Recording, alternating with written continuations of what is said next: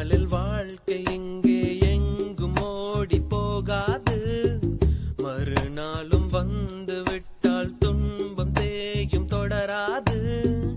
எத்தனை கோடி கண்ணீர் மண் மீது விழுந்திருக்கும், அத்தனை கண்ட பின்னும் பூமி இங்கு பூ பூக்கும்.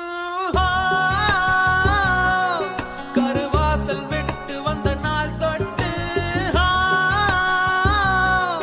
ஒரு வாசல் தேடிய விளையாட்டு. கண் திறந்து பார்த்தால் பல கூத்து, கண் மூடிக்கொண்டால்